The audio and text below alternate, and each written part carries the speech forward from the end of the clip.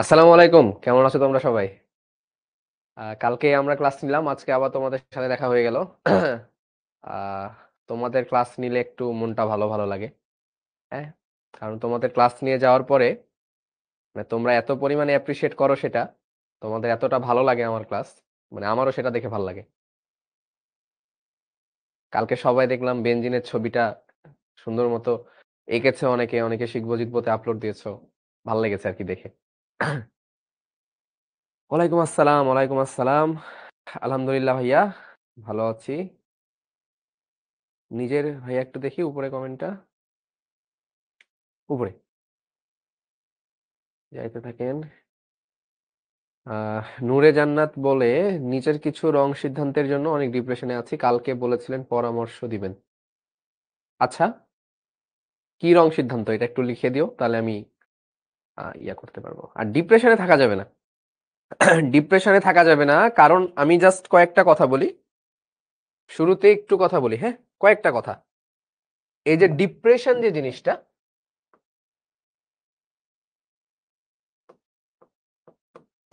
এই ডিপ্রেশন একটা lesson lesson, ঠিক আছে, এটা একটা কিন্তু চ্যাপ্টার। এটা হচ্ছে চ্যাপ্টার 1, চ্যাপ্টার 01। আচ্ছা, এটা কার চ্যাপ্টার 01? এটা হচ্ছে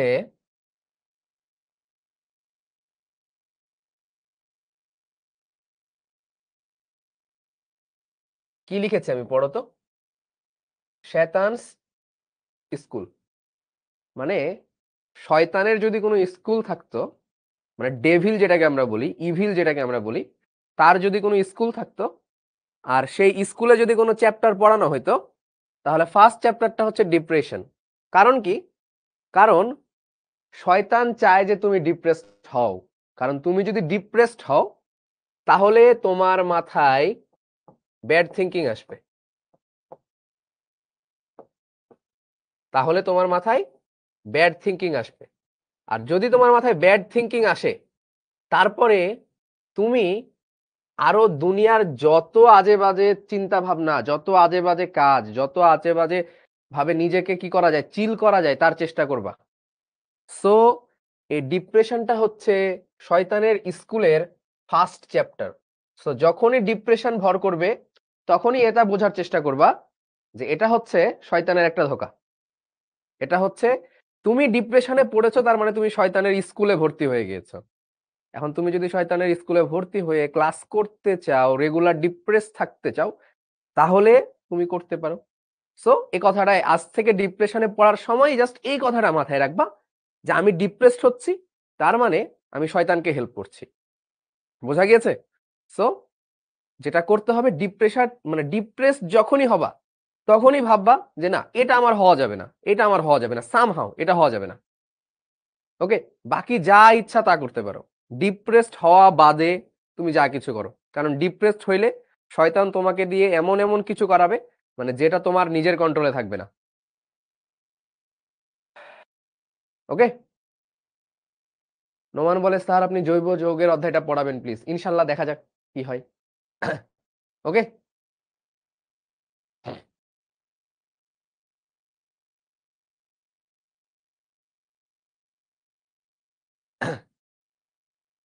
ওকে, ঠিক আছে, তাহলে আমরা শুরু করব। আজকে আমরা বিশেষ কিছু বন্ধন দেখব, যেমন হাইড্রোজেন বন্ধন, তারপরে হচ্ছে হাইড্রোজেন বন্ধনের প্রকারভেদ, ভ্যান্ডারওয়ালস আকর্ষণ বল, লন্ডন বল। তো লন্ডন বলটা থাক, আমরা এই তিনটা জিনিসই আজকে ভালো মতো পড়বো। হাইড্রোজেন বন্ধন, তো এই হাইড্রোজেন বন্ধনটা, এই হাইড্রোজেন বন্ধনটা কেমিস্ট্রির টার্মে খুব গুরুত্বপূর্ণ, খুবই খুবই গুরুত্বপূর্ণ। একটু মনোযোগ দাও। কোন জিনিস তরল হয়, কোন জিনিস কঠিন হয়, আবার কোন জিনিস দেখবা গ্যাসীয় হয়, তাই না? যেমন পানি তরল, কিন্তু পানিকে আবার হিট দিলে সেটা কি হয়ে যায়, বাষ্প হয়ে যায়। তো কেন তরল হয়, কেন কঠিন হয়, এগুলা তোমরা ছোটখাটো ভাবে পড়ে আসছো এতদিন, বাট এখন একটু আস্তে ধীরে দেখতে হবে, আস্তে ধীরে বুঝতে হবে। তো তার আগে আমি হচ্ছে একটা এক্সট্রা জিনিস আমি পড়াবো, আমাদের কথা ছিল, একটা পড়ানো হয় নাই। সেটা হচ্ছে সিএইচ ট্রিপল বন্ড সিএইচ এর সংকরায়ন। এটা আমাদের পড়ানো হয় নাই, তাই না? সো এটা কি তোমরা পড়তে চাও? পড়ায় দিব? বলো, এটা কি তোমরা পড়তে চাও? CH ট্রিপল বন্ড CH এর সংকরায়ন। শুভ বলে ক্লাস করার পর বুঝি, কিন্তু বই পড়তে গেলে বুঝি না। বই বারবার পড়তে হবে, একবার না বুঝলে আরো 100 বার পড়তে হবে। আমাদের মেন্টালিটিটা এমন, আমরা বই পড়তে চাই না। বইটা ধরে ধরে লাইন বাই লাইন পড়বা, ক্লাস করলে বই 100% বুঝবা অবশ্যই। হ্যাঁ, ওকে, তাহলে সবাই তোমরা করতে চাও তো আগে এটা বলো যে এখানে কি সংকরায়ন আছে। CH ট্রিপল বন্ড CH, কি ধরনের সংকরায়ন আছে এখানে? CH ট্রিপল বন্ড CH, কি সংকরায়ন আছে বলো? sp সংকরায়ন। হ্যাঁ, কারণ কি ট্রিপল বন্ড থাকলে sp সংকরায়ন হয়। আচ্ছা, sp সংকরায়ন, এখানে পাই বন্ড কয়টা আছে? সিগমা বন্ড আছে, দেখো এখানে পাই বন্ড কয়টা আছে তাই বলো, সিগমা লাগবে না। পাই বন্ড কয়টা আছে? পাই বন্ড কয়টা? দেখো 3টা বন্ধন, তাহলে একটা সিগমা 2টা পাই, তাহলে 2টা পাই। 2টা পাই বন্ধন, তার মানে অসংকরিত অরবিটাল হবে 2টা। অসংকরিত অরবিটাল অরবিটাল হবে 2টি। ঠিক আছে, তাহলে 2টা পাই বন্ড, দ্যাট মিন্স অসংকরিত অরবিটাল হবে 2টা।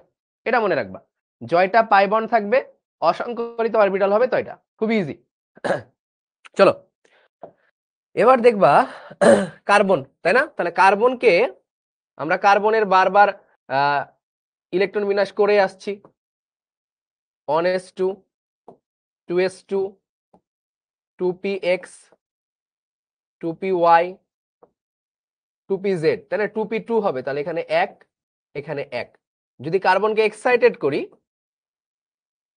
তাহলে এটা হবে 1s2 2s, এখান থেকে একটা ভেঙে এখানে চলে যাবে, তাহলে 2s1 2px1 2py1 2pz1।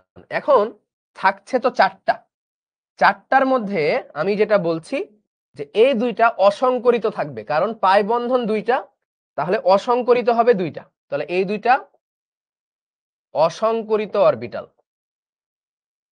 অসংকরিত orbital, ঠিক আছে, 2টা হচ্ছে অসংকরিত অরবিটাল। তাহলে এই 2টা সংকরণ হবে, ঠিক আছে। তাহলে একটা s আর একটা p, তাহলে 2 সাই 2 সাই 1 2 1 1। তাহলে এই 2টা অসংকরিত, তাহলে কি সংকরায়ন হচ্ছে বলো না? একটা s একটা p, তাহলে sp সংকরায়ন। ওকে, sp সংকরায়ন। কিভাবে 2টা অসংকরিত বুঝছি? 2টা পাই বন্ধন, 2টা অসংকরিত অরবিটাল, খুবই ইজি। হ্যাঁ, আচ্ছা, তাহলে এটা কিরকম হবে দেখো। একটা কার্বন নাও, তোমরা এক্স অক্ষ ওয়াই অক্ষ জেড অক্ষ জানো না? আচ্ছা, এই মনে করো একটা কার্বন। আচ্ছা, এই কার্বনের এটা একটা অক্ষ, এই কার্বনের এটা একটা অক্ষ, তোমরা ভেক্টরে এক্স অক্ষ অক্ষ জেড অক্ষ পড়ে আসছো। আর এই কার্বনের এটা একটা অক্ষ, 3টা অক্ষ, ঠিক আছে। আচ্ছা, দেখো এস তো এস এর মতো, তো এটাকে তুমি এইদিকে দিয়ে দাও। একটা হচ্ছে এই সংকরিত অরবিটাল, আর একটা সংকরিত অরবিটাল এভাবে দাও, তাহলে এগুলো হচ্ছে সংকরিত অরবিটাল। আর অসংকরিত অরবিটাল গুলো দেখো, একটা ওয়াই একটা জেড, তো একটা থাকবে এইভাবে অসংকরিত অরবিটাল, এই যে এটা একটা অসংকরিত অরবিটাল, আর আরেকটা থাকবে তার সাথে লম্ব ভাবে, কারণ ওয়াই জেড অক্ষ লম্ব ভাবে থাকে, তাহলে আরেকটা থাকবে তার সাথে লম্ব ভাবে। তাহলে এই 2টা হচ্ছে অসংকরিত অরবিটাল। এটাকে তুমি নাম দাও একটা পিওয়াই বা পিজেড দিতে পারো, পিওয়াই, আর এটাকে তুমি নাম দিতে পারো পিজেড, তোমার ইচ্ছা। ঠিক আছে, তাহলে এই 2টা হচ্ছে সংকরিত অরবিটাল, আর এই উপরের 2টা হচ্ছে অসংকরিত অরবিটাল। ঠিক আছে, উষা বলে অসংকরিত অরবিটাল কি? যেটা সংকরায়নে অংশগ্রহণ করবে না। ঠিক আছে, তাহলে দেখো এটা কিরকম হবে স্ট্রাকচার। 2টা পাই বন্ড হবে, তাহলে দেখো আস্তে ধীরে দেখো, কার্বন এই যে একটা শঙ্কর অরবিটাল এভাবে দেই আমরা, আর এই যে আরেকটা শঙ্কর অরবিটাল, তাহলে হয়ে গেল দুইটা শঙ্কর অরবিটাল। এবার দুইটা দিতে হবে অসংকরিত অরবিটাল। অসংকরিত অরবিটাল একটা হচ্ছে এই যে এটা হচ্ছে একটা অসংকরিত অরবিটাল, আর আরেকটা হবে কি লম্ব, তাই না, এটার সাথে লম্ব। আচ্ছা দাঁড়াও, এটা একটু ভালো করে আঁকাই।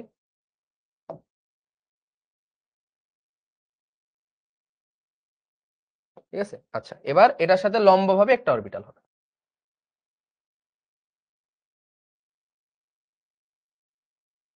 তাহলে এই হলো দুইটা অসংকরিত অরবিটাল।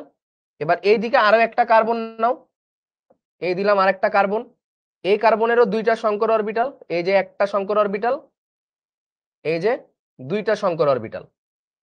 এবার দুইটা অসংকরিত অরবিটাল, এই দাও একটা অসংকরিত অরবিটাল, এই যে হয়ে গেল অসংকরিত একটা অরবিটাল। এবার অসংকরিত আরেকটা অরবিটাল কি হবে, লম্ব ভাবে হবে, এই যে। তাহলে হয়ে গেল সংকরিত অসংকরিত। এবার এই দুইটা কি হবে, পাশাপাশি ওভারল্যাপ করবে, এই দুইটা পাশাপাশি ওভারল্যাপ করবে, তাহলে একটা পাই বন্ধন হলো, ঠিক আছে, একটা পাই বন্ধন। আর এই দুইটা পাশাপাশি ওভারল্যাপ করবে, দেন হবে দুইটা পাই বন্ধন।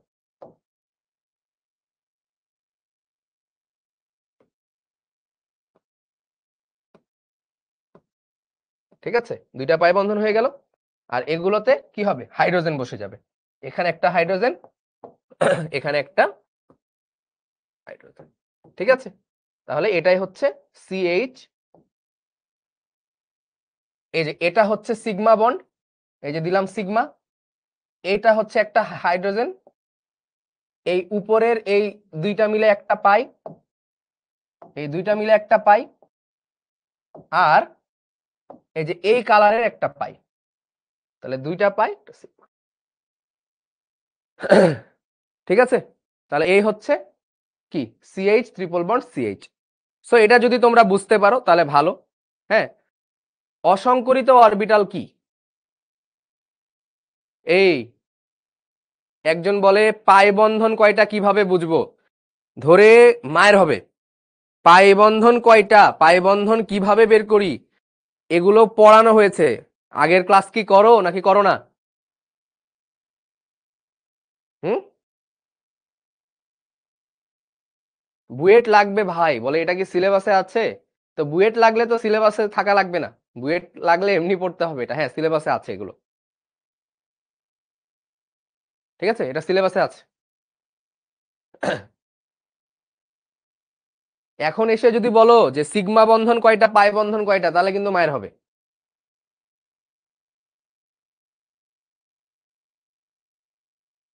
একজন বলে বেনজিনে sp3 সংকরায়ন, এই বেনজিনে sp3 সংকরায়ন হয়? হ্যাঁ, বেনজিনে কি সংকরায়ন হয়? sp2, ডাবল বন্ড আছে, ডাবল বন্ড থাকলে sp2, ট্রিপল বন্ড থাকলে sp, তাহলে বন্ধন কোণ কত হবে, যেহেতু sp সংকরায়ন তাহলে বন্ধন কোণ sp, তাই না? তাহলে বন্ড অ্যাঙ্গেল হবে 180 ডিগ্রি, 180 ডিগ্রি। ঠিক আছে, এই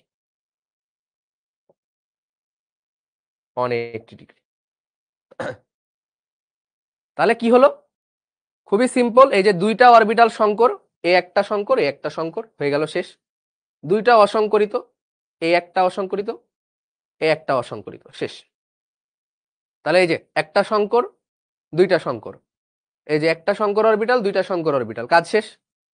একটা অসংকর অরবিটাল, দুইটা অসংকর অরবিটাল, একটা দুইটা অসংকর অরবিটাল গুলো পাই বন্ড, এটার সাথে এটা, এটার সাথে এটা, কাজ শেষ, একদম easy.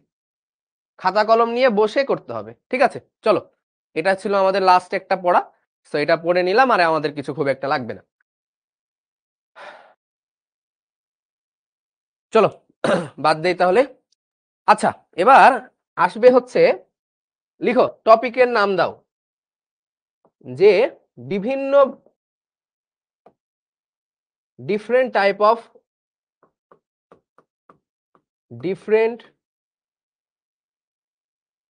Types of bond, different types of bond. নতুন নতুন টপিক, এই আমাদের নতুন টপিকে চলে আসছি আমরা, ডিফারেন্ট টাইপ অফ বন্ড। তো আমরা আয়নিক সমযোজী পড়ে আসছি, এবার আমরা পড়ব হচ্ছে সন্নিবেশ বন্ধন। সন্নিবেশ বন্ধন, যেটাকে ইংরেজিতে বলা হয় কোঅর্ডিনেশন বন্ড। ইংরেজিতে বলি আমরা কোঅর্ডিনেশন বন্ড। সো নতুন টপিক। আইমান বলে সকল ট্রিপল বন্ডে কি দুইটা পাই একটা সিগমা? হ্যাঁ। চলো এই নতুন টপিকে আসো, আগের টপিক বাদ দাও,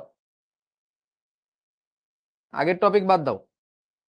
সন্নিবেশ বন্ধন, এটা কেমিস্ট্রি বোঝার জন্য খুবই গুরুত্বপূর্ণ। তো সন্নিবেশ বন্ধন কেউ বলতে পারো? সন্নিবেশ বন্ধন কি জিনিস কেউ বলতে পারো? সন্নিবেশ আচ্ছা, মনে করো এইখানে দুইজন মানুষ আছে,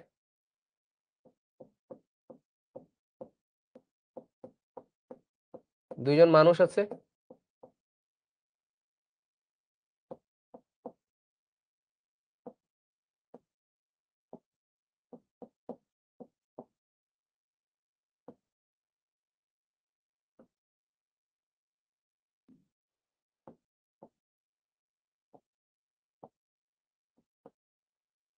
দুইজন মানুষ আছে, একজন 1 টাকা দিল, 1 টাকা,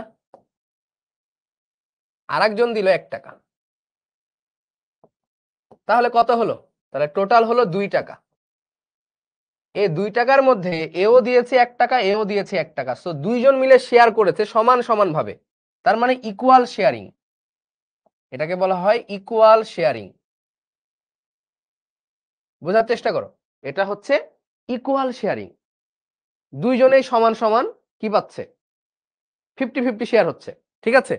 এখন যদি কখনো এমন হয়ে যায় যে এর অবস্থা খুবই খারাপ, ঠিক আছে, এর এর হাত একদম ফাঁকা, এই একদম এমটি আছে, কিছু নাই, পকেট ফাঁকা, এমটি পকেট,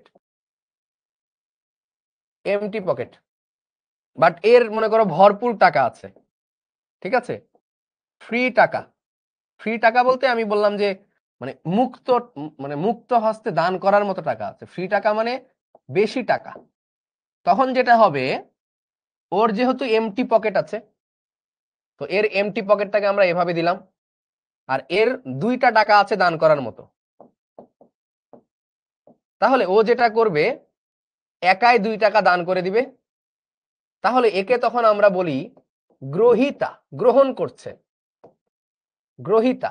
আর একে আমরা বলি হচ্ছে দাতা। তাহলে এবারও 2 টাকা শেয়ার হচ্ছে, এবারও 2 টাকা শেয়ার হচ্ছে, বাট নট ইকুয়াল শেয়ারিং, ঠিক আছে। একজন হবে দাতা, আর একজন হবে গ্রহিতা। তো যদি কখনো এরকম শেয়ারিং হয়, দাতা গ্রহিতা, একজন দিবে একজন গ্রহণ করবে, তখন আমরা এগুলোকে বলি হচ্ছে সন্নিবেশ বন্ধন। সন্নিবেশ বন্ধন। তাহলে সন্নিবেশ বন্ধন কি বলো? তাহলে সন্নিবেশ বন্ধন কি? আদিত্যা বলে সিগমা বন্ধন কি সব সময় একটা হয়? তুমি সেই এখনো এখানে পড়ে আছো, তাহলে পড়াটা শিখবা কিভাবে বলো?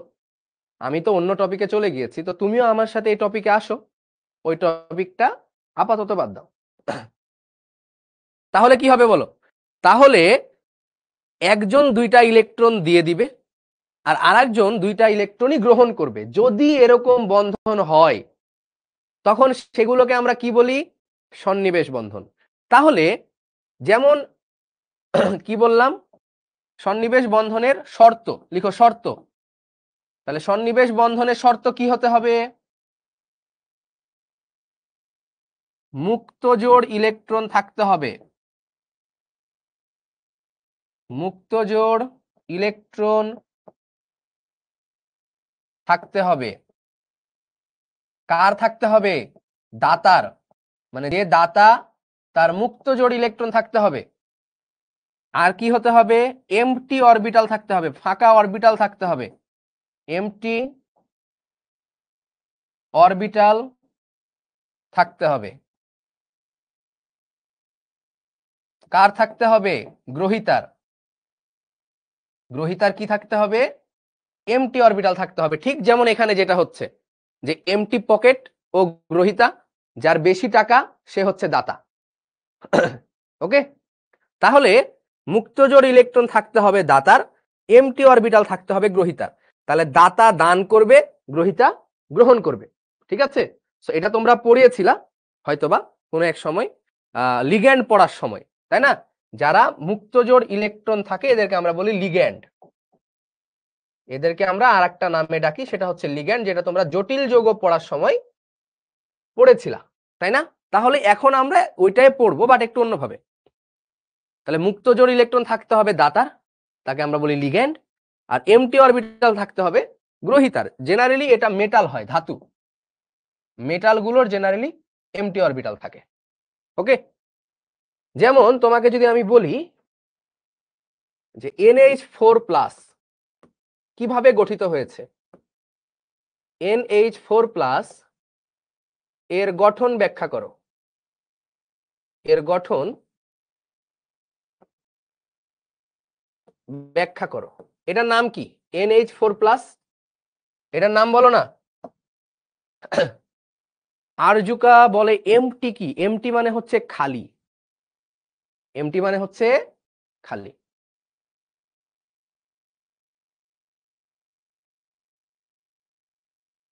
স্যার আয়নিক বন্ধনেও তো একজন দেই, তো আয়নিক বন্ধনে যেটা হচ্ছে ও ছেড়ে দেয়, যা ওই 2 টাকা দিয়ে দিলাম, ওই 2 টাকার উপরে আমার কোনো দাবি নাই। বাট এখানে যে 2 টাকা দিচ্ছে এটার উপরে ওর দাবি আছে, ও পুরোপুরি দিয়ে দিচ্ছে না, ছেড়ে দিচ্ছে না। ঠিক আছে, এটার নাম হচ্ছে অ্যামোনিয়াম। অনেকে অ্যামিন বলছো, না অ্যামিন না, NH4+, এটার নাম হচ্ছে ammonium, ammonium ion, ammonium ion,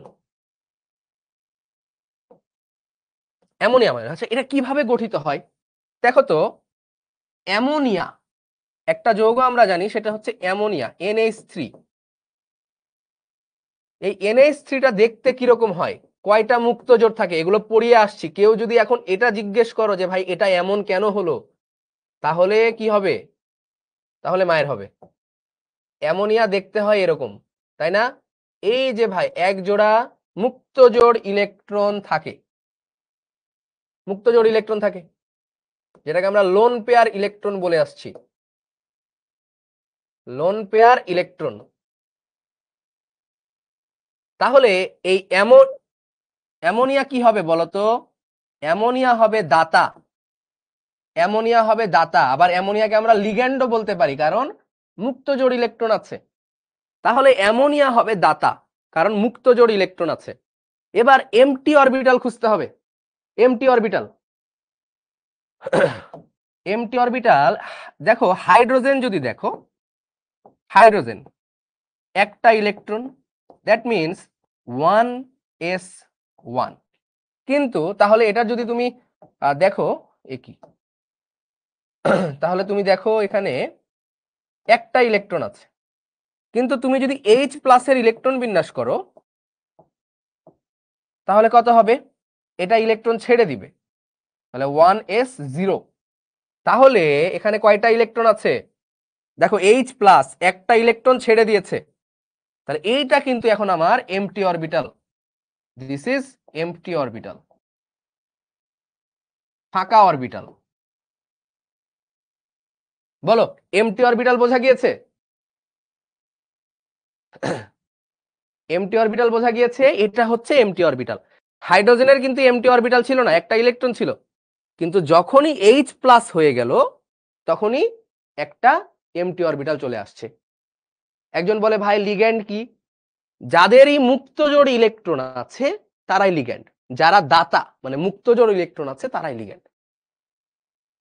বোঝা গেছে? যাদের মুক্তজোড় ইলেকট্রন আছে, ওই যে যারা 2 টাকা দিতে পারবে তারা লিগ্যান্ড। H+ হলো কেমনে? তাজিম সরকার, তাই তো, H+ হলো কেমনে? একটা ইলেকট্রন ছিল, ওই একটা ইলেকট্রন ছেড়ে দিলে H+ হয়ে যায়। বুঝেছো? এত বাচ্চা প্রশ্ন করলে হবে বলো? একটা ইলেকট্রন ছাড়লে H+, একটা ইলেকট্রন গ্রহণ করলে H- হয়। যাই হোক, তাহলে এই যে অ্যামোনিয়া NH3, দেখো দেখো অ্যামোনিয়া NH3,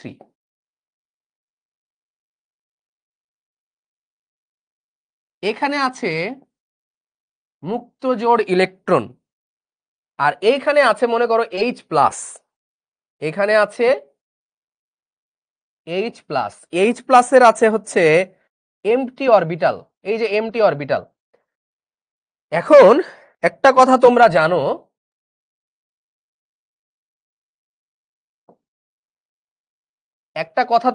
যে একটা অরবিটালে দুইটা ইলেকট্রন ধরতে পারে। তাহলে যেটা হবে এই দুইটা ইলেকট্রন এইখানে দান করে দিবে, H+ এই দুইটা ইলেকট্রন গ্রহণ করবে, এইভাবে আমাদের তৈরি হয়ে গেল, এটাই হচ্ছে NH4+। This is NH4+। এই দুইটা ইলেকট্রন এখানে দিয়ে দিল, এই দুইটা ইলেকট্রন নিয়ে নিল।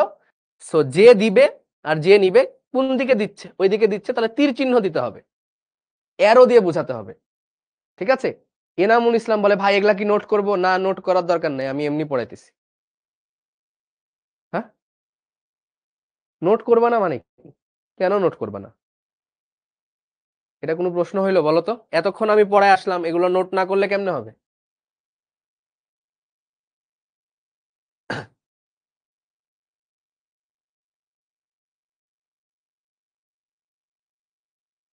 বোঝা গেছে? তাহলে এই এক জোড়া ইলেকট্রন ছিল, ও দিয়ে দিবে, এর যেহেতু ফাঁকা অরবিটাল আছে ও নিয়ে নিবে, দেন গঠিত হয়ে যাবে অ্যামোনিয়াম আয়ন। হাইড্রোজেন কাকে দান করবে? হাইড্রোজেন কাউকে দান করবে না, কোথাও থেকে H+ হবে। বলো, ক্লিয়ার হয়েছে?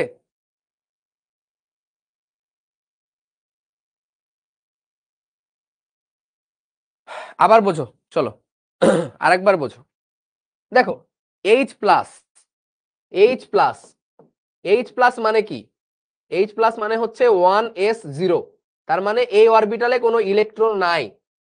ওর ইলেকট্রন নাই মানে কি? ও দুইটা ইলেকট্রন নিতে পারবে। আর অ্যামোনিয়াতে কি আছে বলো ভাই?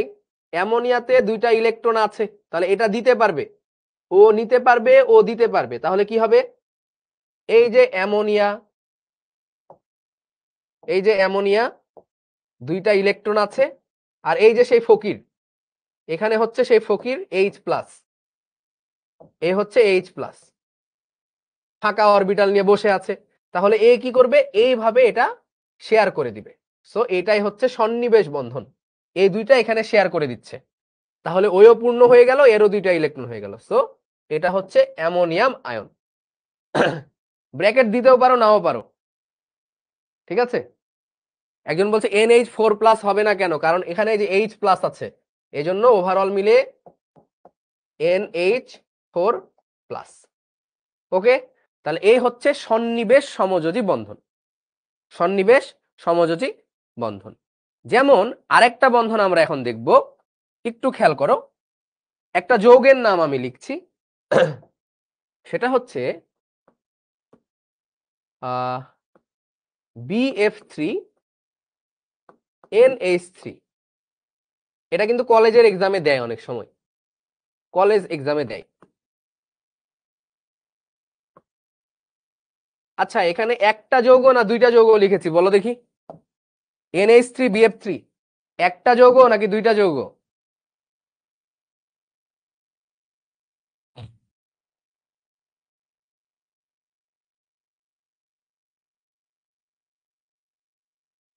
আচ্ছা, অনেকে একটা বলছো, অনেকে দুইটা বলছো।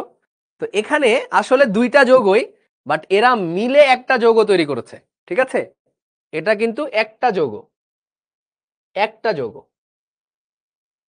কিভাবে তৈরি হলো? দুইটা মিলে একটা যৌগ কিভাবে তৈরি হলো? হাউ? তো এটা আমাদেরকে এখন দেখতে হবে যে এটা কিভাবে তৈরি হলো। তো কিভাবে তৈরি হলো দেখবা, যে এই যে BF3, এটার স্ট্রাকচার যদি তোমরা দেখো, বোরন, বোরন কত? 5, তার মানে 1s2 2s2 2p1, তার মানে কেমন দাঁড়ায়? 1s2 2s2 2px1 2py1 2pz, আচ্ছা 1 না, 2p y 2p z, এই 0 0। যদি তুমি বোরনকে এক্সাইটেড করো, বোরনকে যদি তুমি এক্সাইটেড করো তাহলে কি হবে, 1s2 এখান থেকে একটা ভেঙে এখানে চলে যাবে, তাহলে 2s1 2px1 2py1 আর 2pz 0। তাহলে এই তিনটা মিলে BF3 গঠন করবে, আমি দেখিয়েছিলাম এই তিনটা মিলে BF3 গঠন করবে। কি সংকরায়ন? sp2 সংকরায়ন। তাহলে BF3 গঠন হবে এভাবে, বোরন ফ্লোরিন। আচ্ছা, চিত্রটা আমি অন্যভাবে আঁকাচ্ছি আর কি। এই দিলাম হচ্ছে বোরন ট্রাইফ্লোরাইড BF3, আর এই যে দেখো এমটি অরবিটাল, ফাঁকা অরবিটাল 0, এমটি অরবিটাল আছে। তো এমটি অরবিটাল যদি থাকে তাহলে এখানে তুমি লিখে দিবা একটা এমটি অরবিটাল, দেখিয়ে দিবা এমটি অরবিটাল।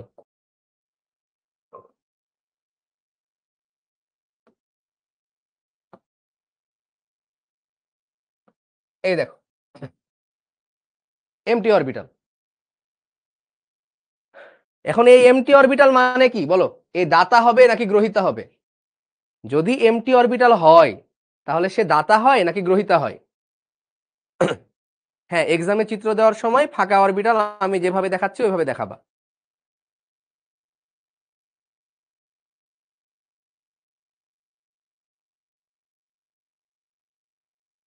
তাওহিদা বলছে যে আচ্ছা ম্যাক্সিমাম বলেছে গ্রহিতা হবে, একজন খালি বলেছে দাতা হবে।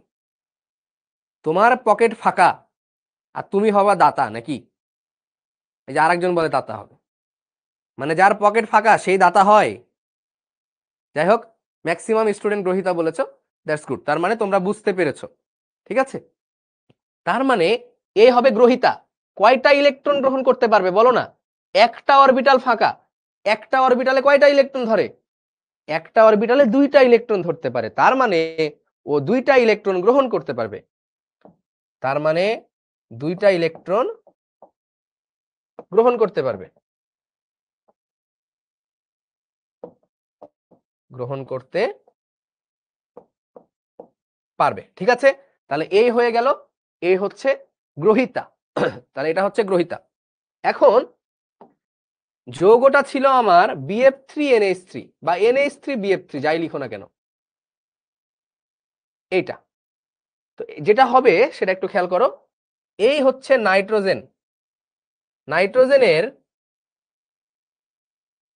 এ হচ্ছে একটা হাইড্রোজেন, এ একটা হাইড্রোজেন, এ একটা হাইড্রোজেন। নাইট্রোজেনের আছে মুক্ত জোড় ইলেকট্রন, তার মানে ও হবে দাতা। তার মানে এই হবে কি? দাতা, মুক্ত জোড় ইলেকট্রন আছে। আর এই পাশে হচ্ছে BF3, এই পাশে হচ্ছে BF3, ফ্লোরিন ফ্লোরিন ফ্লোরিন। আর ওর আছে আবার ফাঁকা অরবিটাল, এমটি অরবিটাল, মানে ইলেকট্রন জোড় গ্রহণ করতে পারবে। তাহলে এই হবে কি? গ্রহিতা। এই হবে গ্রহিতা। তারপরে কি হবে বলতো? এই যে দাতা 2টা ইলেকট্রন দিতে পারবে, এ কি করবে? 2টা ইলেকট্রন নিতে পারবে। তাহলে খুব সুন্দর মতো এখানে এটা এখানে দান করে দিবে, দেন এরা দুজন একসাথে জোড়া লেগে যাবে, এবং এটাকে আমরা বলি NH3BF3 বা BF3NH3, যেটা ইচ্ছা লিখতে পারো। NH3 দেন ডট দিয়ে BF3 লেখা হয়।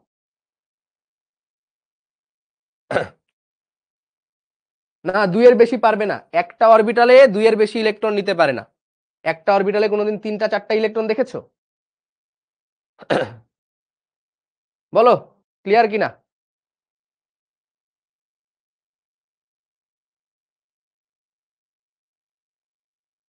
এই যৌগের নাম নাই, এটাকে অ্যাডাক্ট কম্পাউন্ড বলা হয়, অ্যাডাক্ট। এগুলোকে বলা হয় অ্যাডাক্ট কম্পাউন্ড।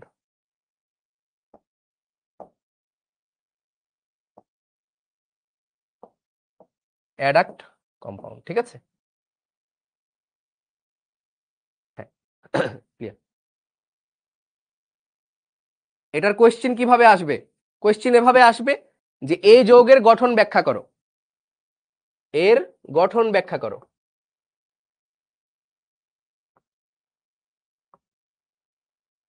এর গঠন ব্যাখ্যা করো, এইভাবে কোশ্চেনে দিবে।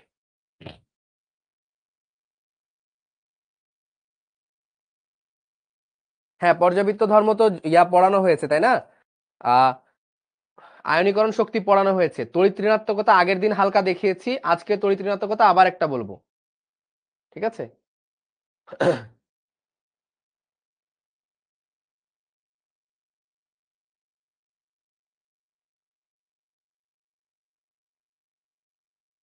চলো, তাহলে এ হয়ে গেল NH3BF3 এর গঠন। এবার তোমাকে এরকম কিছু প্রশ্ন দিবে, যে আচ্ছা, এটার গঠন যদি ব্যাখ্যা করতে বলে, FeNH3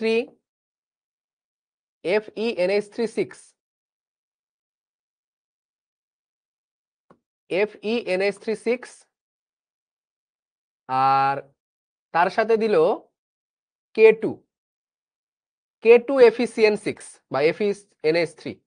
আচ্ছা, K2 হবে না, দাঁড়াও একটু, K2FeCN6 এর গঠন ব্যাখ্যা করো। এর গঠন ব্যাখ্যা করো। 1 নাম্বার প্রশ্ন, এর গঠন ব্যাখ্যা করো। 2 নাম্বার প্রশ্ন, এই যৌগে কয় ধরনের বন্ধন রয়েছে? কয় ধরনের বন্ধন রয়েছে?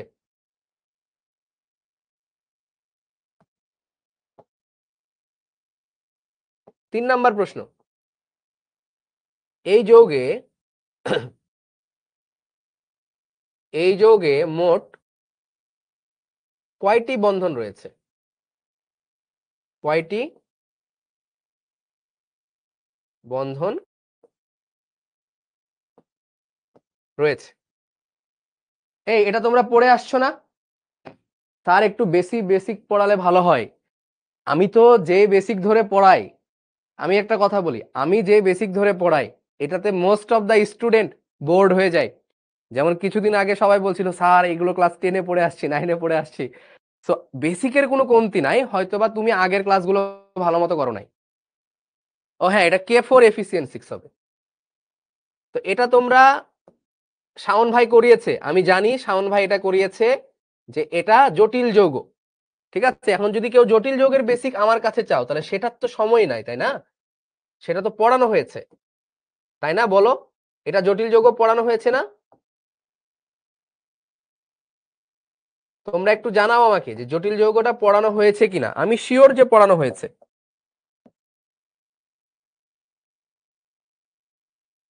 বলো, জটিল যৌগ পড়ানো হয়েছে না?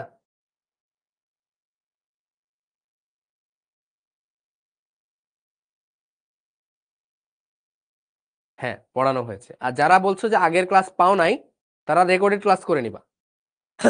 তো এই যৌগটার গঠন ব্যাখ্যা করতে বলেছে, তো এটা কিভাবে করব দেখো। এখানে K4FeCN6,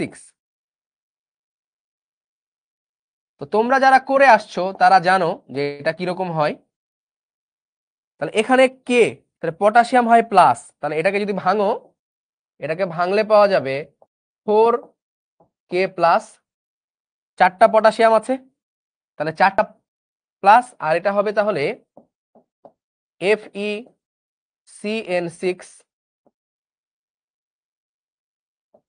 4-, FeCN6 4-, ঠিক আছে? 4K+ যোগ FeCN6 4-। তো এটার গঠন ব্যাখ্যা করার কিছু নাই, এটার গঠন ব্যাখ্যা করতে হবে। দিস ইজ কমপ্লেক্স আয়ন, পড়ে আসছো তোমরা, কমপ্লেক্স আয়ন। এখন এইটার গঠন আমাকে ব্যাখ্যা করতে হবে, FeCN6 4-। তো এটার আমি আর গঠন ব্যাখ্যা করতে গেলে দেখবা FeCN6 4-। তো ধরি এখানে জারণ মান বের করতে হবে আগে আয়রনের, ধরি Fe এর জারণ মান হচ্ছে x, জারণ মান Fe এর জারণ মান x। তাহলে আয়রন কয়টা আছে? x ইন্টু 1, আয়রন আছে একটা, প্লাস এই Cn দেখতে পাচ্ছ না, এটাকে বলা হয় সায়ানাইড আয়ন, Cn মাইনাস, যার জারণ মান -1। তাহলে সায়ানাইড কয়টা আছে? -1 ইন্টু 6, 6টা, ইকুয়াল কত হবে? -4। তাহলে x - 6 ইকুয়াল -4। তাহলে x ইকুয়াল হবে +2। এগুলো তোমরা করে আসছো, তাই না? এটা তোমরা করে আসছো, হ্যাঁ, এই যে তোমরা উত্তর দিচ্ছ। তাহলে Fx2 প্লাস, তার মানে আয়রনের জারণ মান হবে কত? +2। তাহলে তোমরা এখানে আয়রন 2 প্লাস, Fe2 প্লাসের ইলেকট্রন বিন্যাস করবা। তো Fe2 প্লাসের যদি ইলেকট্রন বিন্যাস করো তাহলে কত হবে? 1s2, 2s2, 2p6, 3s2, 3p6, 3d6, 4s0, 4s0, তাই না? 4s2 এর যে ইলেকট্রন ছিল দুইটা, ওই দুইটা ইলেকট্রন ছেড়ে দেয় Fe2 প্লাস, তারপরে 4p0, তাই না? তারপরে 4d0, সবই 0। ওকে, সো এই হচ্ছে আমার Fe2 প্লাসের ইলেকট্রন বিন্যাস। তো তুমি যদি একটু দেখো তাহলে এখানে দেখবা এই 3d, এটা মনে করো 3d, 3d, 3d তে কয়টা ইলেকট্রন আছে? 6টা ইলেকট্রন আছে। এটা 3d, একটা ইলেকট্রন, দুইটা, তিনটা, চারটা, পাঁচটা, 6টা ইলেকট্রন। তারপরে 4p, তারপরে 4p, 4s এবং 4p। 4s এ কয়টা ইলেকট্রন? 4s এ কোনো ইলেকট্রন নাই, 4s এ নো ইলেকট্রন, আর 4p তেও কোনো ইলেকট্রন নাই। আচ্ছা, তার মানে আমার স্ট্রাকচার ওভারঅল দাঁড়াচ্ছে এরকম।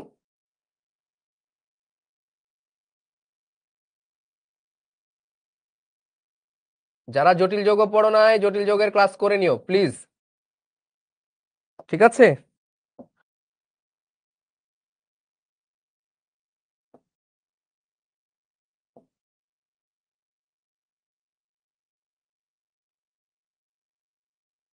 আচ্ছা দেখো, এটা হচ্ছে 3d, কয়টা ইলেকট্রন? 6টা, 1 2 3 4 5 6, এখানে 0 0। Cn minus, this is ligand. বলো স্ট্রং লিগ্যান্ড নাকি weak ligand? Strong ligand or weak ligand? কোন লিগ্যান্ড?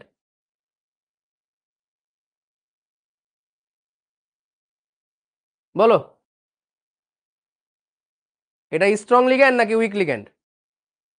হ্যাঁ, এই তো তোমরা বলছো স্ট্রং লিগ্যান্ড, তাহেরা বলছে উইক লিগ্যান্ড, সিদরাতুল মুনতাহা বলছে উইক লিগ্যান্ড। না, সবসময় দেখবা যে নাইট্রোজেনের লিগ্যান্ড গুলা স্ট্রং লিগ্যান্ড হয়। নাইট্রোজেনের যে লিগ্যান্ড গুলো মনে রাখবা, নাইট্রোজেনের লিগ্যান্ড গুলো স্ট্রং লিগ্যান্ড। নাইট্রোজেন আছে না Cn মাইনাস, তাহলে এটা কিন্তু strong ligand, not weak ligand. Strong ligand হলে কি হবে? এইগুলো বিকর্ষণ হবে, বিকর্ষণ হয়ে এগুলো এক ধারে চলে আসবে। এগুলো কি হবে? বিকর্ষণ হবে।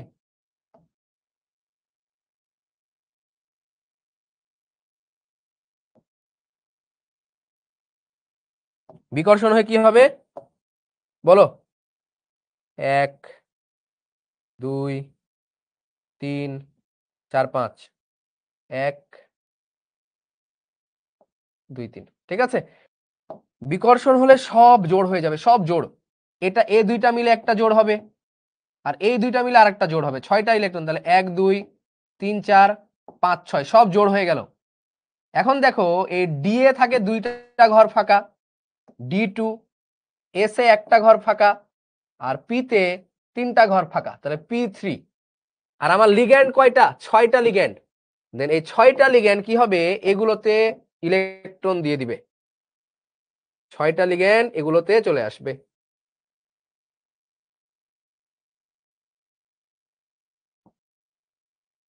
এই যে 6টা CN মাইনাস, এদের 2টা করে ইলেকট্রন আছে,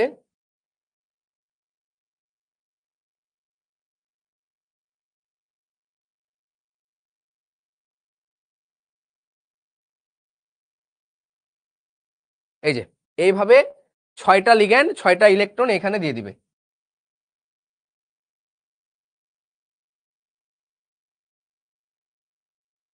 ঠিক আছে, জারণ মান কেমনে বুঝবো -1 হবে, যে জারণ মান এটা বুঝে নিতে হবে যে কিভাবে বুঝবো -1 হবে, এটা CN মাইনাস না, তাহলে -1। ঠিক আছে, তাহলে এইভাবে এটা গঠিত হয়। এবার যেটা করতে হবে সেটা হচ্ছে গঠন, স্ট্রাকচার। তাহলে স্ট্রাকচারটা হচ্ছে Fe2+। আচ্ছা, কি সংকরায়ন আছে এখানে? D2sp3 সংকরায়ন, D2sp3 সংকরায়ন। D2sp3 সংকরায়নের স্ট্রাকচার তোমরা জানো কিরকম হয়? আহা,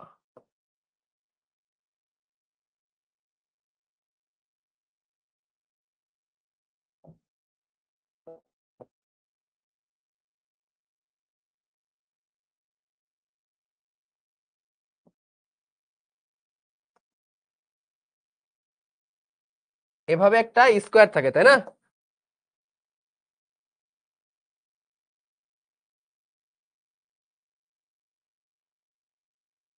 এই চলো, তাহলে কি হবে এখানে? CN minus CN minus CN minus CN minus CN minus CN minus, এই তো থাকে, তাই না? তারপরে জাস্ট সব যোগ করে দিতে হয়।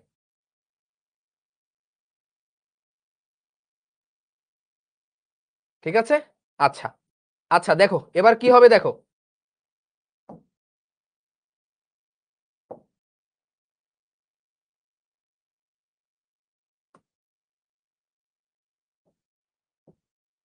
খেয়াল করো, আমরা জটিল যৌগ পড়ছি না, আমরা একটু অন্য টাইপের জিনিস পড়ছি।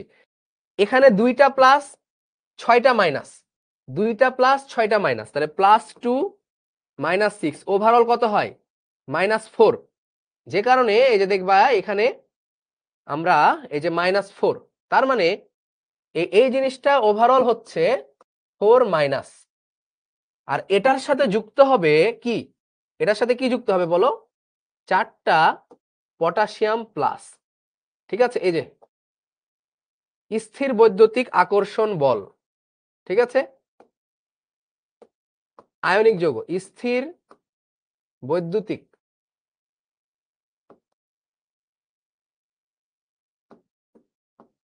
স্থির বৈদ্যুতিক আকর্ষণ বল। তার মানে এই যে 4 মাইনাস আর এই 4 প্লাস, এরা একসাথে যুক্ত হচ্ছে কিসে? এখানে হবে আয়নিক বন্ধন, আয়নিক বন্ধন। ঠিক আছে, তাহলে আমার এভাবে যুক্ত হচ্ছে K4FeCN6। ঠিক আছে, তো এইভাবে তোমাকে এটা ব্যাখ্যা করতে হবে। এই যে 4 মাইনাস দিয়েছি, ও এখানে একটা মাইনাস হবে। বলো। আব্দুল্লাহ বলে স্যার চিত্র আঁকাতে হবে না, এমনি মার্ক দিয়ে দিবে। তুমি খালি লিখবা যে শিশির ভাইয়া বলেছে, তাহলে মার্ক দিয়ে দিবে।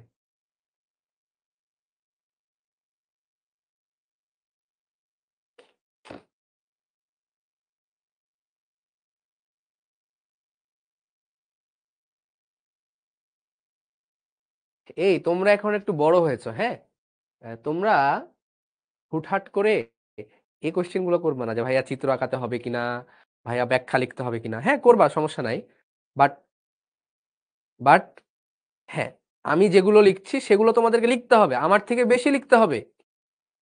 টিচার যা ক্লাসে লিখবে তার থেকে স্টুডেন্টকে বেশি লিখতে হবে।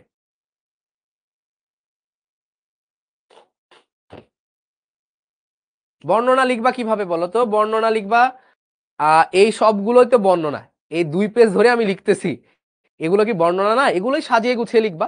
হ্যাঁ, আচ্ছা, তাহলে গঠন আমাদের হয়ে গেল, গঠন হয়ে গেল। যৌগে কয় ধরনের বন্ধন রয়েছে, কয় ধরনের বন্ধন রয়েছে, এবার দেখতে হবে কয় ধরনের বন্ধন। দেখো এই মাইনাস এই প্লাস, তাহলে এরা মিলে তৈরি হলো আয়নিক বন্ধন, আয়নিক বন্ড। এই যে প্লাস মাইনাস। 2 নাম্বার, এই যে এগুলো তীর চিহ্ন যেগুলো দেখতে পাচ্ছ, এগুলো হচ্ছে সন্নিবেশ বন্ধন, এগুলো হচ্ছে সন্নিবেশ বন্ড। এবং এই যে সায়ানাইড দেখতে পাচ্ছ CN মাইনাস, এই যৌগটা হচ্ছে এরকম CN মাইনাস, ঠিক আছে, CN মাইনাস।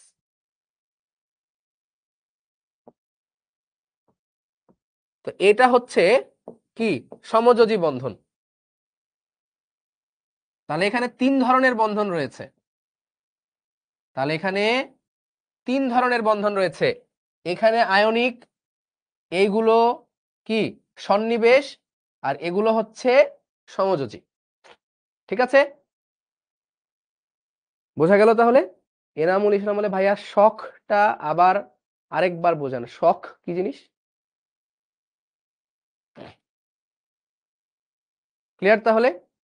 আচ্ছা সিমন বলো যে সমযোজী হলো না কেন? এই যে সমযোজী আছে তো, এই যে এখানে আছে সমযোজী, এগুলো সন্নিবেশ, আর প্লাস মাইনাস এটা হচ্ছে আয়নিক। সমযোজী হচ্ছে শুধুমাত্র CN মাইনাসের মধ্যে আছে, বোঝা গেছে? আচ্ছা আমরা আরেকটা কোশ্চিন করলে ক্লিয়ার হবে, চলো আরেকটা কোশ্চিন করি আমরা। এটা MCQ দেয়, অ্যাডমিশনে অনেক সময় দেয় যে FeNH3 6, ঠিক আছে, FeNH3 6, এখানে 1 নাম্বার কয় ধরনের বন্ধন রয়েছে, কয় ধরনের বন্ধন রয়েছে?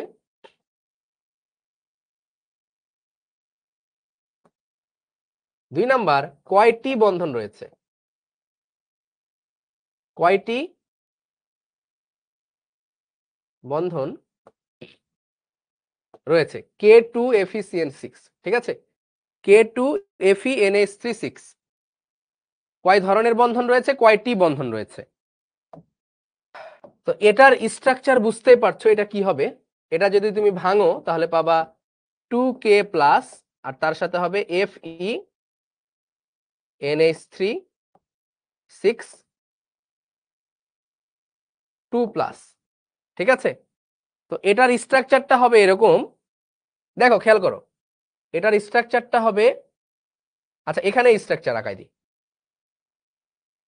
Fe2 প্লাস, তার সাথে এখানে সব জায়গা থেকে NH3 NH3 NH3 NH3 NH3 NH3,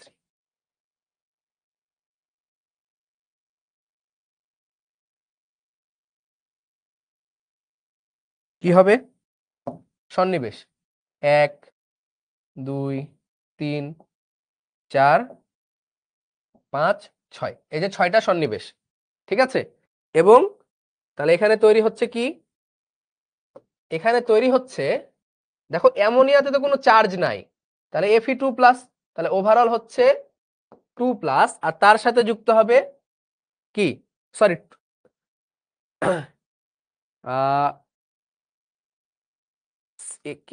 এটা ইয়া করো, Cl2 দাও, Cl2, K2 না দিয়ে Cl2 দাও, K2 না দিয়ে Cl2 দাও, ক্লোরিন, 2টা ক্লোরিন, ঠিক আছে, 2টা ক্লোরিন। তাহলে কি হবে, এটা 2 প্লাস আর 2Cl মাইনাস, এই যে কালি শেষ, দেখো লেখা ওঠে না, হ্যাঁ স্মার্ট বোর্ডেও যদি কালি শেষ হয়ে যায়, 2Cl মাইনাস, ঠিক আছে, এই তাহলে এই 2 প্লাস এটার সাথে হবে 2Cl মাইনাস, তাহলে এটা যোগ হবে কি, এটা হবে আয়নিক বন্ধন, তাহলে এখানে হবে আয়নিক বন্ড, তাহলে 1 নম্বরে আমরা কি বন্ধন পেলাম? কয় ধরনের বন্ধন? 1 নাম্বার আমরা পাবো আয়নিক বন্ধন। 2 নাম্বারে আমরা পাবো এই যে সন্নিবেশ বন্ধন।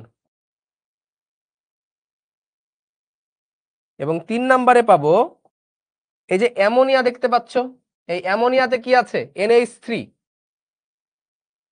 NH3 এটা তো সমযোজী, তাহলে সমযোজী বন্ধন। 3 ধরনের বন্ধন।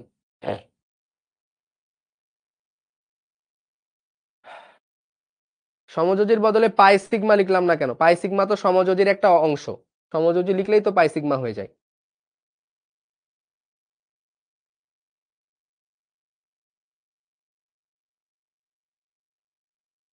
ঠিক আছে, তাহলে এই যে এই 3 ধরনের বন্ধন রয়েছে, আয়নিক, সন্নিবেশ, সমযোজী। হ্যাঁ, এই যে প্লাস মাইনাস আয়নিক, এই যে এগুলো হচ্ছে সন্নিবেশ, তীর চিহ্ন দিয়ে যেগুলো, এগুলো সন্নিবেশ। আর এই যে অ্যামোনিয়া, একটা অ্যামোনিয়াতে আছে কি? সবগুলো অ্যামোনিয়াতে আছে সমযোজী। এবার হচ্ছে কয়টি বন্ধন রয়েছে? কয়টি বন্ধন এটার জন্য, আচ্ছা তোমরা বলো তো কয়টা বন্ধন রয়েছে এখানে, দেখি বলো কয়টি বন্ধন রয়েছে?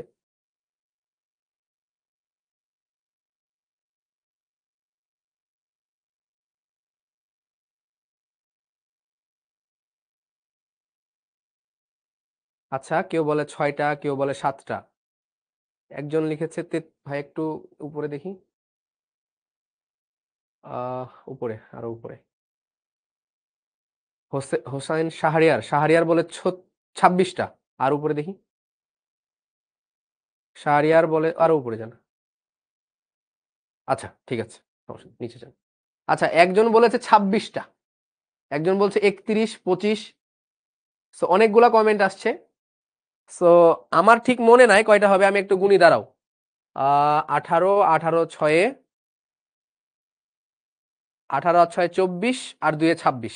হ্যাঁ, শাহরিয়ারের উত্তরটা ঠিক আছে, 26টা বন্ধন আছে এখানে টোটাল। ঠিক আছে, এখানে টোটাল 26টা বন্ধন রয়েছে। কিভাবে 26টা বন্ধন? দেখো দেখো, Fe2+, তার সাথে যুক্ত হবে অনেকগুলা NH3, তাই না?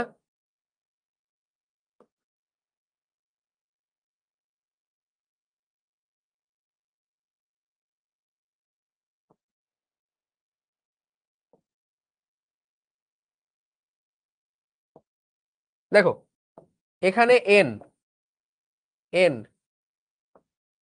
N N N N, এই সবগুলোতে আছে কি বলতো? NH3, হাইড্রোজেন, এই যে NH3 তে এতগুলো করে বন্ধন আছে।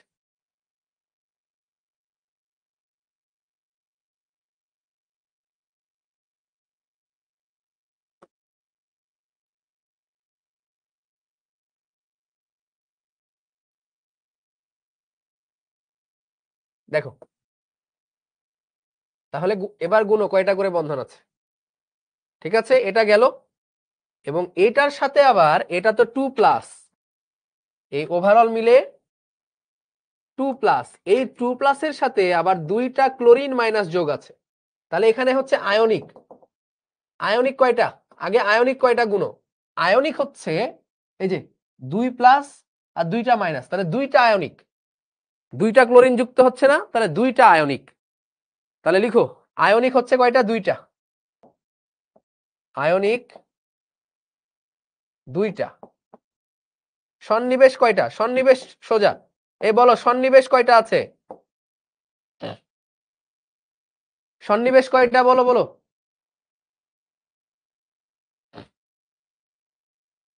সন্নিবেশ কয়টা? তরিকুল ইসলাম বলে 6টা, সাদিয়া সুলতানা, হ্যাঁ সবাই বলছে 6টা। এই যে তীর চিহ্ন কয়টা? 1 2 3 4 5 6, তাহলে সন্নিবেশ হচ্ছে 6টা। আরো দেখতে পারো সন্নিবেশ কয়টা, এই যে 6টা লিগ্যান্ড, তাহলে সন্নিবেশ 6টা, তাহলে সন্নিবেশ পেলাম 6টা। এবার সমযোজী কয়টা?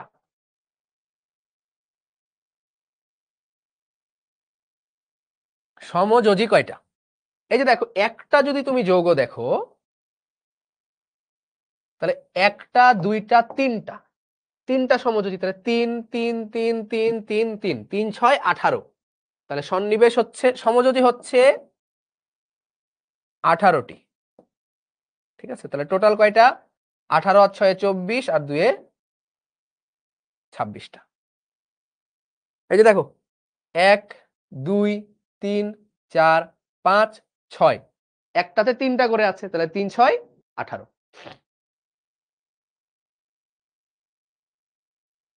তাহলে টোটাল বন্ধন হচ্ছে 26টা। সো এরকম কোয়েশ্চেন আসতে পারে যে কয় ধরনের বন্ধন রয়েছে এবং কয়টি বন্ধন রয়েছে। যদি বলে কয় ধরন, তাহলে 3 ধরন, আয়নিক, সন্নিবেশ, সমযোজী। আর যদি বলে কয়টি বন্ধন রয়েছে, তাহলে উত্তর হবে 26টা। সো কয়টা আর কয় ধরন, এই দুইটার মধ্যে পার্থক্য আছে।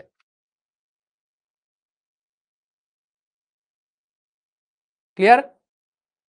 আয়নিক দুইটা বুঝলাম না, দুইটা ক্লোরিন যুক্ত হয়েছে, দুইটা ক্লোরিন। দেখো, আয়নিক যদি না বোঝো, তাহলে মনে মনে ধরে নাও যে এইখানে একটা প্লাস, এইখানে একটা প্লাস, এইখানে একটা ক্লোরিন মাইনাস, এইখানে একটা ক্লোরিন মাইনাস। এই যে স্থির বৈদ্যুতিক আকর্ষণ বল, ইলেকট্রোস্ট্যাটিক ফোর্স, একটা আয়নিক, এই যে প্লাস মাইনাস, ইলেকট্রোস্ট্যাটিক ফোর্স, দুইটা আয়নিক, একটা আয়নিক, দুইটা আয়নিক। ঠিক আছে? সো আগেরটাতে কয়টা আছে এটা জিজ্ঞেস করছো, আগেরটায় কয়টা আছে সেটা তোমরা ফাইন্ড আউট করো না। এই যে আমি তো দিয়ে দিয়েছি এখানে CN মাইনাসের স্ট্রাকচার।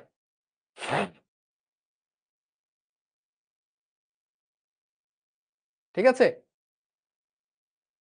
তাহেরা, তোহেরা তোহেরা বলো যে স্ট্রং লিগ্যান্ড আরেকবার বোঝাবেন। স্ট্রং লিগ্যান্ডের শাওন ভাইয়ের নেওয়া ক্লাস আছে, হ্যাঁ দেখে নিবা এটা ইয়া থেকে, রেকর্ডেড থেকে।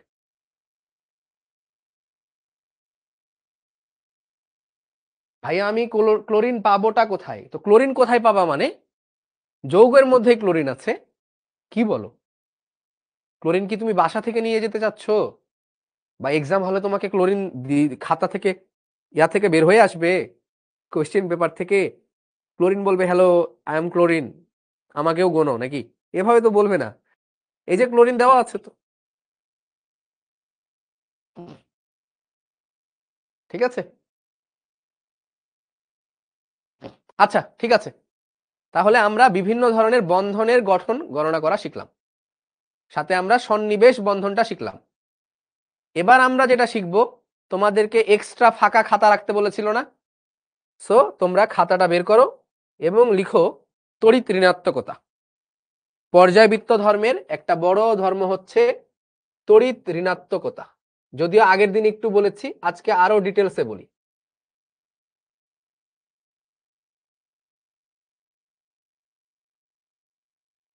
তড়িৎ ঋণাত্মকতা, যেটাকে ইংরেজিতে আমরা বলি ইলেকট্রোনেগেটিভিটি।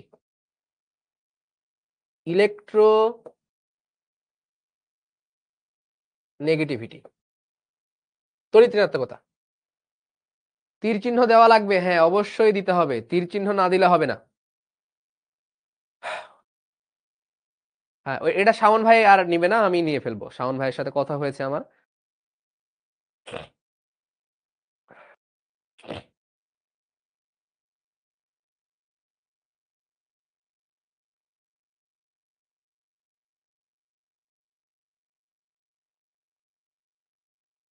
ওকে, সো চাইলে তোমরা ওইখানে নোট করতে পারো, চাইলে এখানেও নোট করতে পারো। ঠিক আছে, চলো। তড়িৎ ঋণাত্মকতা, তড়িৎ ঋণাত্মকতা কি বলেছিলাম, এটা সংজ্ঞাটা লিখবা, সংজ্ঞাটা বুঝলে সবকিছু বুঝে যাবা। সমযোজী বন্ধনে, সমযোজী বন্ধনে আবদ্ধ, সমযোজী বন্ধনে আবদ্ধ বন্ধন জোড় ইলেকট্রনকে, বন্ধন জোড় ইলেকট্রনকে, ইলেকট্রনকে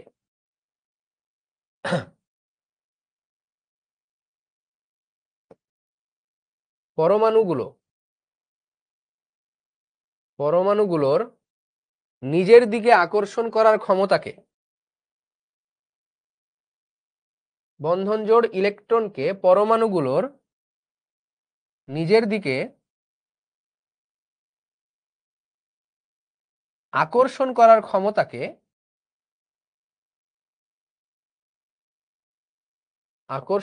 ক্ষমতাকে তড়িৎ ঋণাত্মকতা বলে।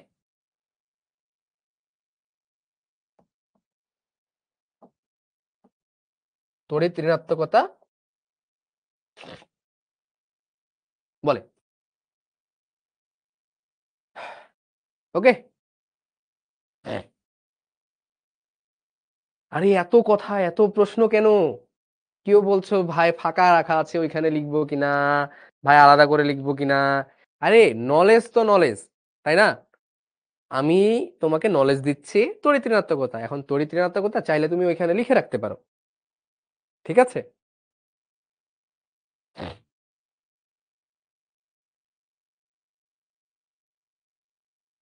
তাহলে তড়িৎ ঋণাত্মকতার সংজ্ঞা হচ্ছে এটা: সমযোজী বন্ধনে আবদ্ধ বন্ধন জোড় ইলেকট্রনকে পরমাণুগুলোর নিজের দিকে আকর্ষণ করার ক্ষমতাকে বলে তড়িৎ ঋণাত্মকতা। যেমন HCl, হাইড্রোজেন ক্লোরাইড। এখানে ক্লোরিন কি করবে? একটা ইলেকট্রন দিবে, আর হাইড্রোজেন একটা ইলেকট্রন দিবে। দেন এইটাকে আমরা বলি কি? এইটাকে আমরা বলি হচ্ছে বন্ধন জোড় ইলেকট্রন। এখন এই বন্ধন জোড় ইলেকট্রনকে দুইজন মিলে নিয়ে টানাটানি শুরু করবে। বন্ধন জোড় ইলেকট্রনকে দুইজন মিলে নিয়ে টানাটানি শুরু করবে। কিভাবে দেখো, হাইড্রোজেন নিজের দিকে টানবে, ক্লোরিন নিজের দিকে টানবে। এই যে শেয়ার করা হয়েছে, শেয়ার করেছে, কিন্তু দুইজন টানাটানি করবে। বুঝেছো? এখন টানাটানিটার যে ক্ষমতা, আকর্ষণ করার ক্ষমতাকে তড়িৎ ঋণাত্মকতা বলে। যে বেশি আকর্ষণ করবে তার তড়িৎ ঋণাত্মকতা বেশি, যে কম আকর্ষণ করবে তার তড়িৎ ঋণাত্মকতা কম। খুবই ইজি কনসেপ্ট। সমযোজী বন্ধনে আবদ্ধ বন্ধন জোড় ইলেকট্রনকে পরমাণুগুলো, এই যে এই পরমাণুগুলো নিজের দিকে আকর্ষণ করার ক্ষমতা। তো সব সময় যেটা হয় দেখবা যে এই ক্লোরিন, যেটা এই ক্লোরিন কি করে? নিজের দিকে টেনে নেয়। যে টেনে নিবে সে হয়ে যাবে আংশিক ঋণাত্মক, কারণ ঋণাত্মক জিনিস টেনে নিয়েছে। আর যেহেতু পুরোপুরি টেনে নেয় নাই, এজন্য পুরোপুরি মাইনাস দেওয়া যাবে না, আংশিক প্লাস মাইনাস, আর এটা হয়ে যাবে আংশিক প্লাস। তাহলে আংশিক ঋণাত্মক, আংশিক ধনাত্মক। এই হচ্ছে তড়িৎ ঋণাত্মকতা, ঠিক আছে? তো আমাদেরকে যেটা করতে হবে, কোন দিক থেকে কোন দিকে বাড়ে, কোন দিক থেকে কোন দিকে কমে, সেটা আমাদেরকে দেখতে হবে। আসলে এটা কিভাবে আসলো?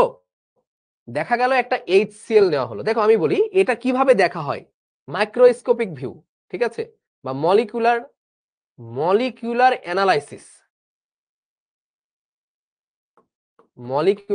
অ্যানালাইসিস। এই HClটা দেখতে এরকম মনে হয়, এই যে HCl,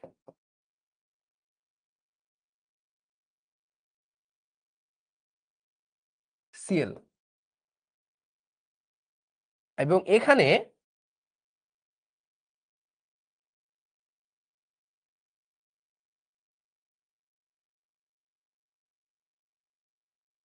ইলেকট্রন ক্লাউড, এটাকে বলা হয় ইলেকট্রন ক্লাউড।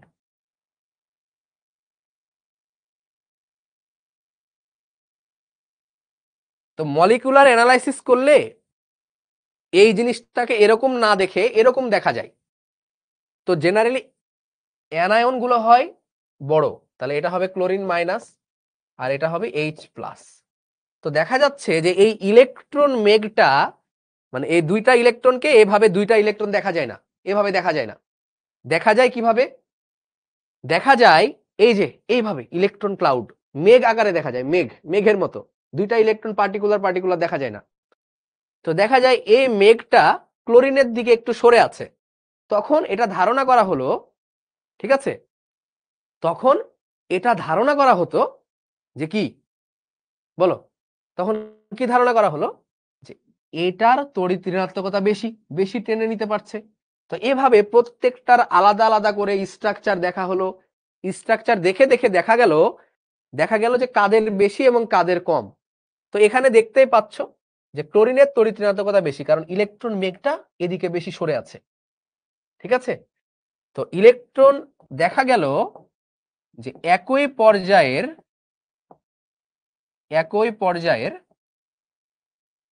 লিখো বাম থেকে ডানে, একই পর্যায়ের বাম থেকে ডানে তড়িৎ ঋণাত্মকতা বৃদ্ধি পায়।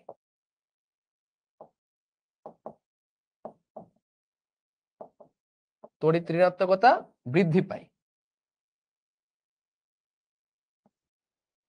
একই পর্যায়ের বাম থেকে ডানে তড়িৎ ঋণাত্মকতা বৃদ্ধি পায়। আর একই গ্রুপের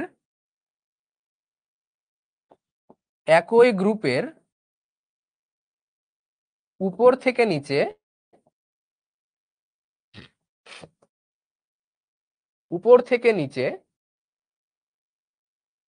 তড়িৎ ঋণাত্মকতা কমে।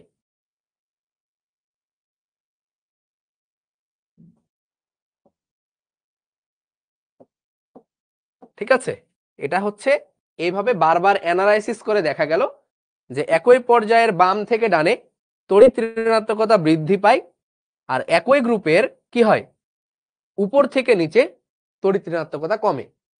ঠিক আছে, এবার যেমন দেখো একটা তোমার যে পর্যায় সারণী যদি দেখো, তাহলে দেখবা যে একটা গ্রুপ যদি দেখো, গ্রুপ 3, কি বললাম, গ্রুপ 3 বা গ্রুপ নাও, গ্রুপ 2 নাও। গ্রুপ 2 এ কি কি আছে? Lithium, beryllium, boron, carbon, nitrogen, oxygen, chlorine, তাই না? এইগুলো ওই নিয়ন বাদ। তো এই গ্রুপ 2 এর যে মৌলগুলো, বলো এর মধ্যে তড়িৎ ঋণাত্মকতা কার বেশি হবে? আমাদেরকে এখানে বলেছে একই পর্যায়ের বাম থেকে ডানে তড়িৎ ঋণাত্মকতা বৃদ্ধি পায়। তো আমরা দেখছি একই পর্যায়ের বাম থেকে ডান, আর আমরা যদি পর্যায়টাও নেই, একই গ্রুপটাও যদি নেই, তাও দেখা যাবে। গ্রুপ নিলে দেখবো এই গ্রুপে কি আছে, হাইড্রোজেন হেলিনাকে, তাই না? রুবি সাজাবে ফ্রান্সে। Hydrogen, lithium, sodium, potassium, rubidium, caesium, francium. আবার এইখানেও মনে করো এটা যদি আমরা নেই,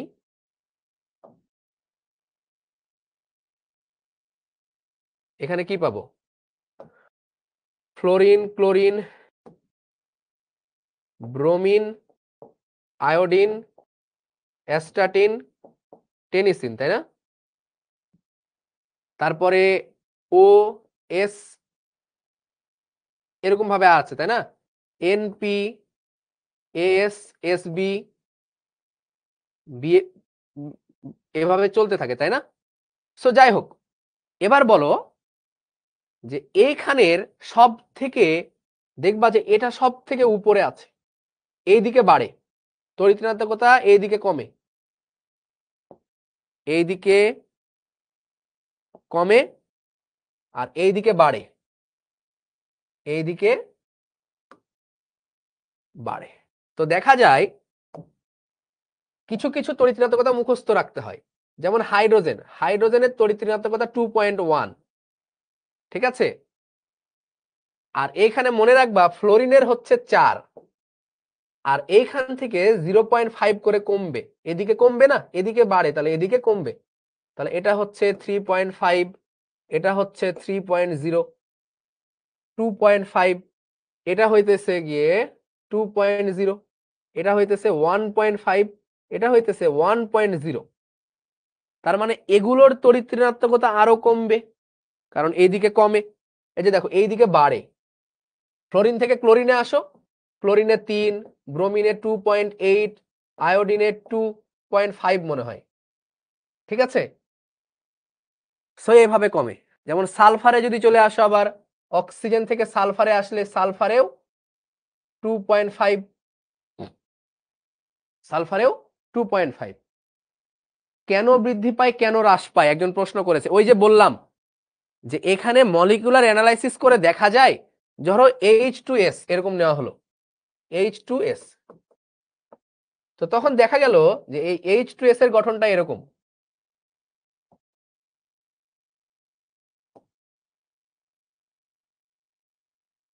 এটা হচ্ছে হাইড্রোজেন, হাইড্রোজেন, এটা হচ্ছে সালফার 2-।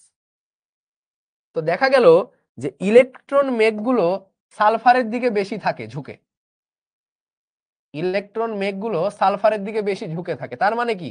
তার মানে বোঝা গেল সালফার হচ্ছে বেশি ইলেকট্রোনেগেটিভ। এভাবে প্রত্যেকটা যৌগ অ্যানালাইসিস করে করে এগুলো দেখা গেল যে কে বেশি তড়িৎ ঋণাত্মক এবং কে বেশি তড়িৎ ঋণাত্মক না। ঠিক আছে? সো তোমরা এই কয়টা ভ্যালু যদি মুখস্থ রাখো তাহলেই হবে, এই কয়টা ভ্যালু মুখস্থ রাখলেই হবে। এই দিকে বাড়ে, এই দিকে কমে, বাড়ে কমে। তাহলে কি হলো বিষয়টা? এই যে এই দিকে বাড়ে এবং এই দিকে কমে। ঠিক আছে? পর্যায় সারণীর সব থেকে বেশি তড়িৎ ঋণাত্মক মৌল হচ্ছে ফ্লোরিন। ফ্লোরিন হলো সব থেকে বেশি তড়িৎ ঋণাত্মক মৌল, সব থেকে বেশি তড়িৎ ঋণাত্মক মৌল।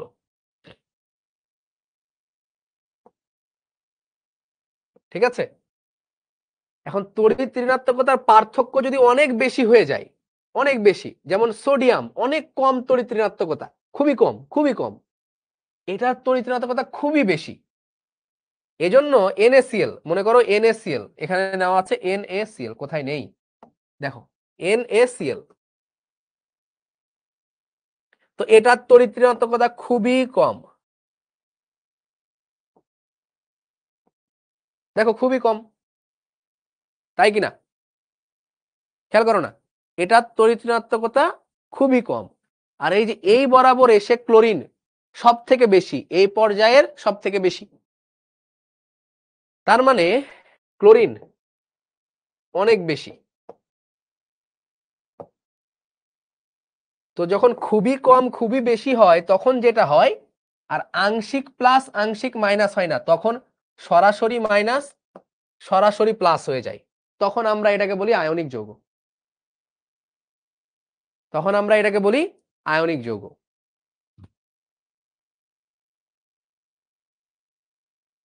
ঠিক আছে?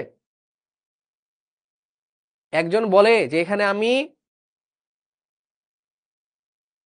নিষ্ক্রিয় গ্যাস নেই নাই কেন? বলো নিষ্ক্রিয় গ্যাস কেন নেই নাই?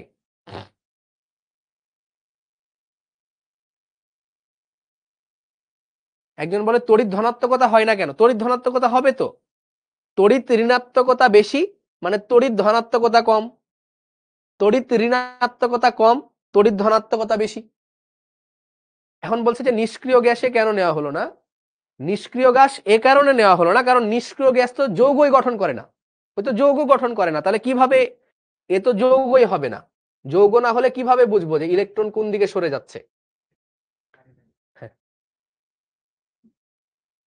ওরা তো যৌগই বানায় না, যৌগ না করলে তো তুমি বুঝবা না যে কোন দিকে যাচ্ছে। ঠিক আছে? সো আমরা তড়িৎ ঋণাত্মকতা পড়লাম, সব ভ্যালু মনে রাখতে হবে না, আমি যেগুলো লিখে দিয়েছি এই কয়টা মুখস্থ রাখলেই হবে, মাস্ট মুখস্থ করবা এগুলো। আর তোমাদের একটা এক্সট্রা ক্লাস নিতে হবে, হ্যাঁ, মাস্ট মুখস্থ রাখবে যেগুলো লেখা আছে সেগুলো।